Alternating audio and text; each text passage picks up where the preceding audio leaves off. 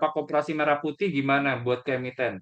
Nah, jadi koperasi merah putih ini kan sebenarnya adalah kayak modelnya kayak bank, cuman di channeling. Jadi ada bank nih punya fundingnya itu tuh ditaruh tuh ke koperasi merah putih.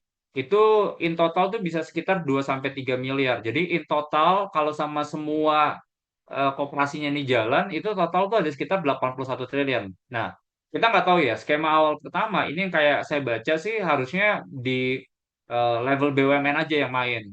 Nah, di level BUMN yang main berarti kan size-nya lumayan gede ya. Assuming potong 4 gitu ya. Ini dapat 20, 20, 20. Nah, yang menjadi PR adalah kalau seandainya dia channeling, berarti kan gimana caranya kredit quality control dari koperasi ini ketat atau enggak. Kalau mereka channeling, mereka ibaratnya kayak disburse kredit gitu ya. Terus habis itu jadi provisi, eh, jadi resiko gitu, jadi NPL, kan mereka kan jadi kena. Jadi nggak terlalu bagus sebenarnya buat bank.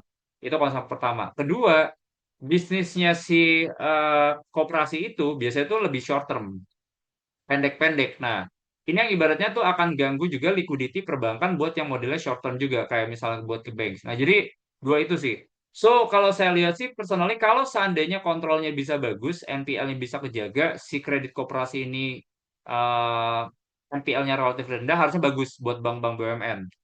Cuman so far kayaknya masih sedikit skeptis ya. Kalau dari saya sih kayaknya kayak dari sisi koperasi ini kayaknya moodnya tuh lebih buat dorong ke perekonomian. Jadi bukan buat make money, cuma sebenarnya buat kasih spillover ke perekonomian.